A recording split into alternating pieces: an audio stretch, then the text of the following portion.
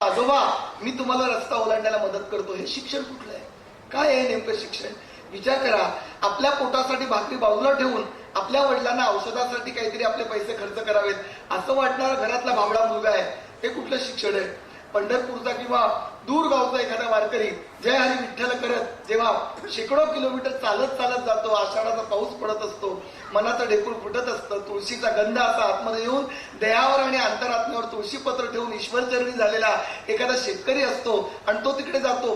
विठ्ठल असा गाभाऱ्यात दिसला नाही गर्दीमुळे, कळस पाहून त्याला विठ्ठल दिसल्याचा भास होतो, भाव होतो, आनंद त्याला होतो, त्याचे डोळे उघडायला लागतात, वरच्या आषाढात आतला आषाढ विसरून जातो. हे कुठलं शिक्षण असतं? मला वाटतं की मित्रांनो, या शिक्षण आपण आपल्या पुढल्या पिढीला देणार नसू तर पुढचे प्रश्न भयानक आहेत, फार भयानक आहेत. पुढचे प्रश्न फारच गुंतागुंतीचे आहेत आणि आपण ते बघितलेले नाही, आपल्याला कळतच नाहीये. आपल्याला फक्त कापडावर नाचणारा मोर दिसतो, पण खरा मोर मित्रांनो कापडावर नाचणारा नसतो, कापड उलट केल्यावर गुंतलेल्या टाक्यात तो असतो. हे केव्हा तरी कळू नये, हे लक्षात घ्या. आज अमेरिका, इंग्लंड, ऑस्ट्रिया कुठे ऐकलं जाते. तुम्ही सुद्धा अनेकदा जाता, इथे राहून सुद्धा देशाची अमेरिका करू पाहता आणि त्या पद्धतीने आपण काहीतरी तसं राहू असं काहीतरी करू पाहता. म्हणजे सगळं करताना आत्ताचा तुमच्या पासबुकाचा आनंद, आत्ताच्या तुमच्या दागदागिन्यांचा आणि लक्षावधी करोडो दाखवलेल्या आणि न दाखवलेल्या पैशाचा आनंद, पुढली पिढी जर नाही समृद्ध निघाली, जर नाही आधार मिळाला त्याचा, काय होणार आहे? घर म्हणजे फक्त आपलं घर म्हणजे फक्त बाहेर लिहिलेलं नाही पण वृद्धाश्रमच असं झालं तर आतमध्ये टाकलं काय आणि बाहेर फेकलं काय? अर्थ एकच आहे, मुळामध्ये कृतज्ञतेचं जे नातं आहे ते नातं कुठे आहे? आणि त्यामुळे मला असं वाटतं की आज ऋणानुबंधच्या सगळ्या मित्रांनी केवळ शिक्षकांचा सत्कार एवढाच उपक्रम केलेला नसून मला वाटतं पुढच्या भारतवर्षामध्ये 15-20 वर्षामध्ये या सगळ्या माध्यमांमुळे आणि मार्केटिंगच्या युगामुळे जी एक दिशा चुकलेली आणि दशा होणारी कृतज्ञ पिढी निर्माण होण्याचं जे एक सार्वत्रिक ठरवून कार्य चालेल त्याला एक ठोस उत्तर म्हणजे ऋणानुबंधचा उपक्रम आहे. काही गोष्टींना पुरावे नसतात आणि पुरावे नसलेल्या गोष्टी नसतातच अशा नाहीयेत, पण तुम्ही माध्यम बघा, त्यातल्या जाहिराती बघा, कुठेतरी वडिलांचा फोन येतो आणि पटकन ती मुलगी म्हणते की नंतर फोन करा पप्पा, आता अमुक अंत्याक्षरी लागले, अशातून असेल. आई बोलत असते आणि प्रेयसी काहीतरी दिसायला लागते, तो म्हणतो की नंतर बोल मामा. ही जी चित्र आहेत ह्याच्यातून आपल्याला गंमत वाटते कारण ते आपल्या घरात नाहीये, पण ते चित्र आपल्या घरामध्ये अलगद येत असतं आणि घर विचित्र होत असतं. हे आपल्याला कधीही कळत नाही आणि कळल्यावर उशीर झालेला असतो. विचार करा तुम्ही, मला काय सांगतायत, कुठली गाणी, कुठले शब्द, कुठली मुलं नाचतायत, मध्यालयात नाचणारी गाणी विद्यालयात नाचली जात आहेत, कुठल्याही प्रकारचा सेन्सॉर नाही. स्नेह संमेलन म्हणजे विविध गुणदर्शन असं न राहता रेकॉर्ड डान्स दर्शन असंच फक्त होतंय. पालक घरामध्ये शिला की जवानी बसवून घेत आहेत, सगळे शिक्षक म्हणून काय तो कॅरेक्टर हिला हव्या तिथे नाचलं जातंय, दवणे प्रमुख पाहुणे म्हणून बसले. काय वाटतंय मला तुम्ही सांगा? अनेकदा तुम्ही अशाला निघून जातो. आज कार्यक्रमाची गंमत म्हणून आपल्याला एक उमासदारपणे वाटतं. मुलांना माहितीच नाही कॅरेक्टर ढिला म्हणजे काय आणि शिला की जवानी काय झेंडू बाम म्हणजे काय. हे मी त्या गाण्याबद्दल म्हणत नाहीये, नकळत ते दिलं जातं. मला तुम्ही सांगा की श्रीखंड म्हणून शेणच जर रोज घालत गेले की हेच उत्तम पक्वान, तर कालांतराने शेणापासून प्रत्येक तर नाहीये आणि श्रीखंड आल्यावर मुलं म्हणतील की नको आम्हाला वेखंड लावावं लागेल. हे आज होत आहे, हे आज होत आहे, हे आज होत आहे. आणि हे कुणी सांगत नाही. दवणे जरी सांगितलं तरी छोटी कुठली बातमी येते, छोटंसं हेडिंग, आणि हेडिंग पण असं मुलांनी वाचावे, दवणे संपलं. अरे वेगळं काय बोलले, काय सांगितलं, काय काय हे सगळंच काय आम्ही पुष्पगुच्छ आणि व्यवसायासाठी येतो का? हे सगळं लेखन त्याच्यासाठी असतं का? कुठेतरी एक निरांजन लागावी म्हणून येतो ना, हे जाणून घेतलं पाहिजे. खरं सांगतो तुम्हाला, आज हे सगळं जे आहे ना ते हरवत चाललंय. ते जे हरवत चाललंय ते ज्यांना डसलं, त्या हरवण्याच्या त्याला डंख झाला. मग ते आशिष गर्दे असतील काय, ते प्रसाद कोकळे असतील काय, प्रशांत असतील काय, दंडे मॅडम असतील काय, ही सगळी जी मुलं मुली आहेत सगळ्यांची नावं तर मला पाठ नाहीत. तुम्ही बसलेले कितीतरी जण आहेत, आज आपण अनाम आहोत म्हणून सगळ्यांची नावं तीच आहेत. विचार करा, हे सगळ्याला आज वाटतं की सर दवणे सर खरंच, व्याळकर सर खरंच आज तुमच्यासारखे शिक्षक जे होते आज आम्हाला नाही आहेत. आमच्या मुलांना तसे शिक्षक या ठिकाणी सरस्वती भुवनमध्ये, शारदा मंदिरमध्ये लाभले. पुढे काय, त्यांच्या मुलांचं काय, पुढे काय, आणि कुणाला त्याची काळजी नाही. बस फक्त सत्ता, फक्त खुर्ची, फक्त राजकारण. मला तर एक बावळट आणि मूर्खासारखा प्रश्न पडतो. कोट्यवधी रुपये मिळाले, 50 वर्ष सत्ता चालली, सगळं केलं, पण देश किडला, पिढी चढली, सगळ्या देशाचं स्मशान झालं, कुठला आनंद आहे हे मला अजूनही कळत नाही. मला कोणी कोट्यवधी रुपये दिले आणि माझी मुलगी भलत्याचा हात घेऊन पळून गेली. माझा मुलगा कोट्यवधी रुपये मला दिले, सगळं दिलं, घराला रंगरंगोटी आहे, कोणार्चं झुंबर आहे, इटालीचं सगळं आहे, पण माझा मुलगा मध्यरात्री उघड यार असं म्हणून घेऊन आला, तर माझ्या कोट्यवधी रुपयाचं काय करू? विचार करा.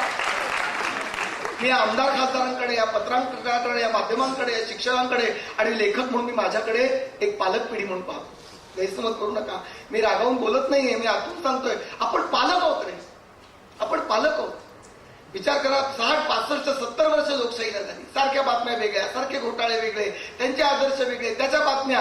गंमत वाटते, एकाकी लढणारा एखादा मनुष्य कसा हास्यास्पद ठरवला जातोय त्याच्यावरची चर्चा, हे सगळं मागे, आणि मजा वाटते की कसं हे चाललंय, ह्याचा आपण आनंद कुठेतरी सुप्तपणे लुटतोडे, आपण त्याच्यात नाही असं आपल्याला वाटायला लागतं. पण या सगळ्यातून पुढे काय, याच्यानंतर पुढे काय मला कळत नाहीये.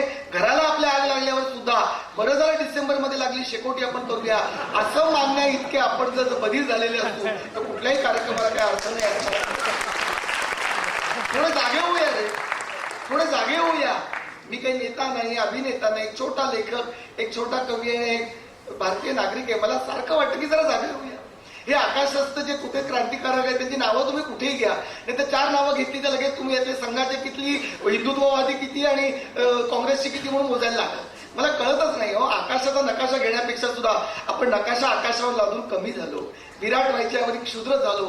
आपण त्या सगळ्या क्रांतिकारकांना पण शिक्के देऊन ठेवले, त्यांचं रक्त आपण घेतलं नाही, त्यांचं वंदे मातरम आपण घेतलं नाही. विचार करा, खरंच त्यांचं आयुष्य एक शाळा होती, अशी सगळी मंडळी होती ना, आज आपण त्यांच्याकडनं काहीच शिकलो नाही. मग विचार करा, आज दयाकर गुरुजींचा सत्कार जेव्हा आपण करतो तेव्हा नुसतं आपण त्यांचं कौतुक करून जायचं का, त्यांचा आशीर्वाद घेऊन फक्त जायचं का? आपण जाताना पण ठरवायचं नाही का की निदान एक घर तरी मी सावरीन ते माझं असेल, एक तरी माणूस मी सावरीन की जो आरशात दिसत असेल.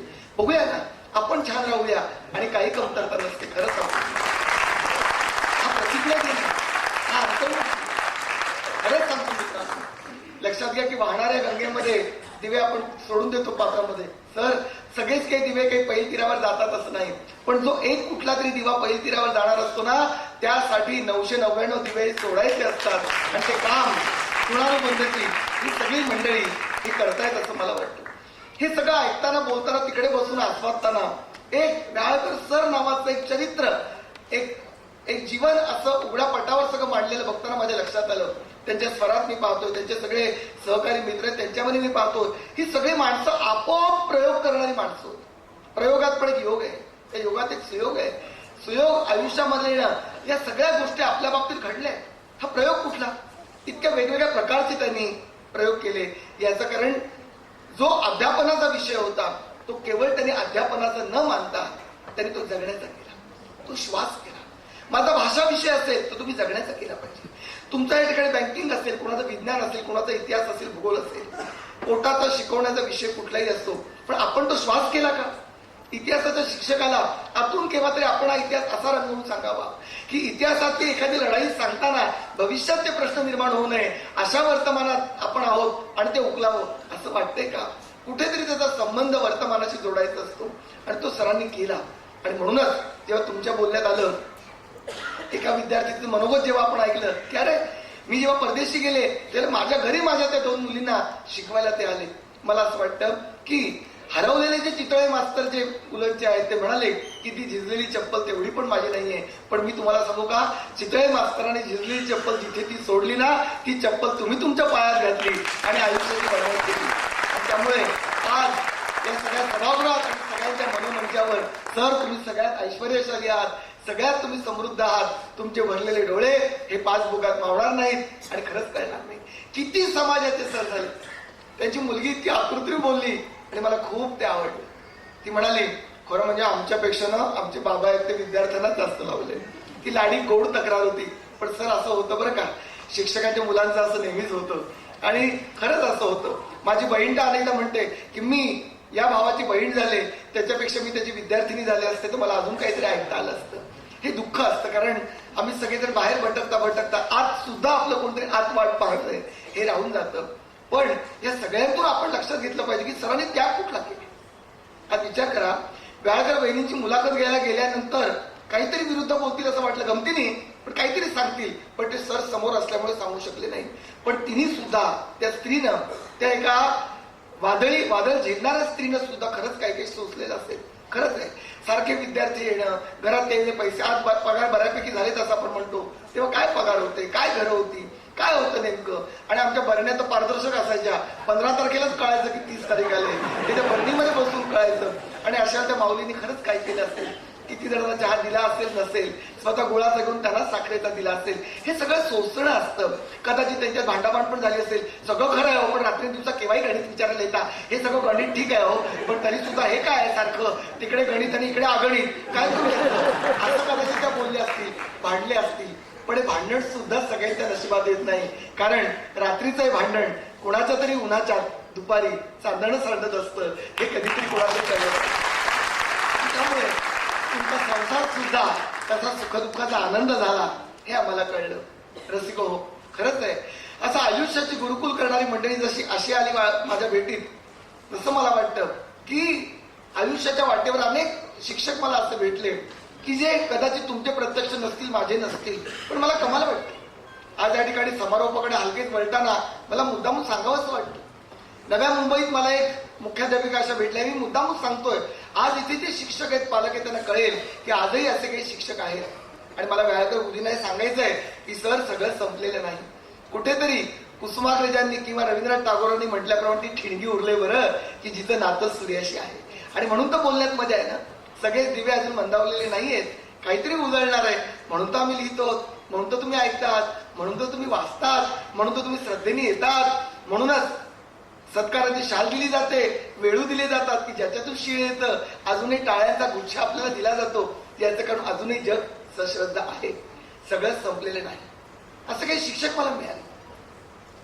दुपारच्या सुट्टीत एकच मुलगा बाहेर न जेवताना पाहिला आणि नंतर त्या बाईने विचारलं की काय रे, तू डबा नाही आणत? नाही बाई, मला भूकच लागत नाही.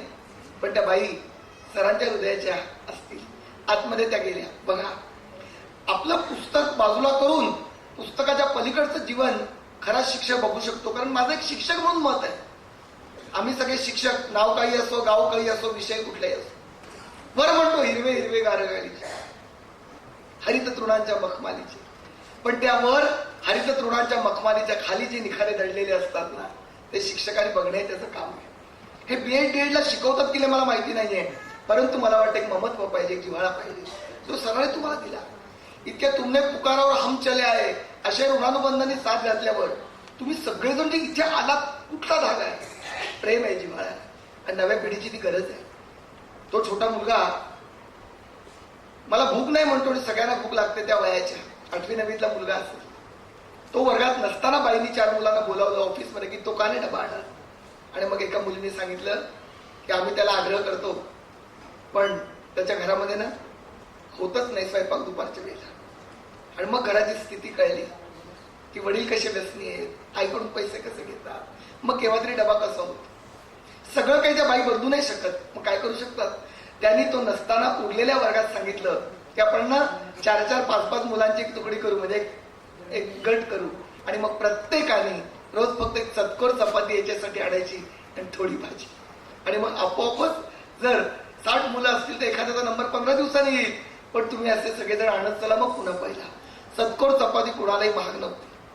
चतकोर चपाती 4 एकत्र येऊन 1 झाली, भाजी आली. आणि लक्षात ठेवा, पुढे काय झालं, वर्ष सटा निघून जातात, गंगा वाहून जाते, परंतु किनाऱ्यावर काहीतरी समृद्ध असे कल्पवृक्ष तुमच्यासारखे शिक्षक निर्माण करून जातात. काही वर्षांनी शिक्षक विसरले, शिक्षिका विसरले. खाडकन एक मिलिटरी कपड्यातला एक छान मुलगा आला, सलाम टपली, कोण? सर, मॅडम, तोच मी. खरंच की दुपारी डबा आणणं शक्य नव्हतं, पण तुम्ही चतकोर चपातीचा प्रयोग केलात आणि माझं पोट भरलं. आज मी काश्मीरला अतिरेक्याच्या विरुद्ध लढतोय, जय असं म्हणतो. उदगीरला जेव्हा मी गेलो आणि तेव्हा मी ते उदयगिरी महाविद्यालय पाहिलं आणि माझ्या लक्षात आलं की अरे हे वाचलंय कुठेतरी. आणि मला प्राचार्य पुस्तक आठवलं नायर डोळ्यांचं. मी म्हटलं नायर डोळे इथलेच का? हो म्हणे इथलेच. आणि मला पटापट आठवलं डोळे गुरुजींचं, प्राचार्य डोळ्यांचं आयुष्य. एक विद्यार्थी आला, शिपायाने आणला धरून मानगुटीला. काय झालं रे, काय झालं? लेडीज रूम मध्ये इथे बसला होता केस विंचरत बघत, काय रे शिपायाला बाजूला काढलं. शिपायाला बाजूला सांगितलं, तर काय झालं रे बाळा, खरंच गेला होतास का मुलींच्या खोलीत? नाही सर, खरंच गेलो होतो. अरे का गेलास?